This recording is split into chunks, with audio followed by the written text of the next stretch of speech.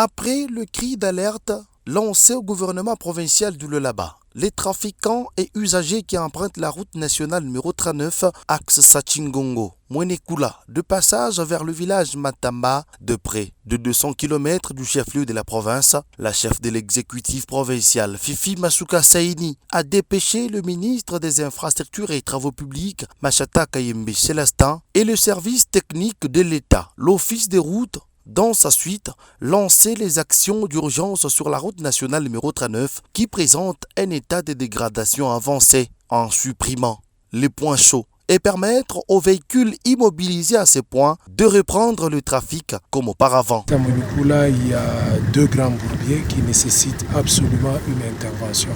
La province a doté l'office des routes des engins. Ici, il y a vraiment des grands travaux qu'il faut faire. Et nous allons nous y atteler pour que vraiment qu'on puisse les terminer le plus vite que possible. Parce que comme vous l'avez constaté, il y a des gens qui ont fait ici plus de 4 jours, plus de 5 jours.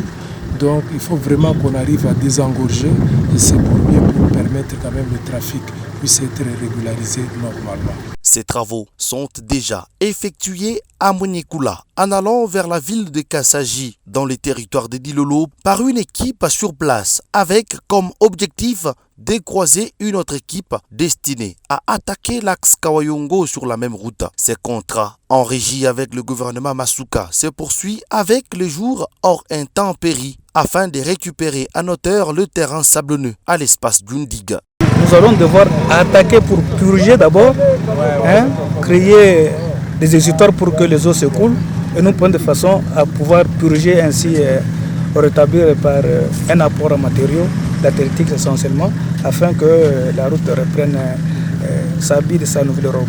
Ce projet de réhabilitation est repris sur une distance de 66 km tronçon Lisombo-Muchacha avant d'attaquer les grands travaux sur la route d'Ilolo.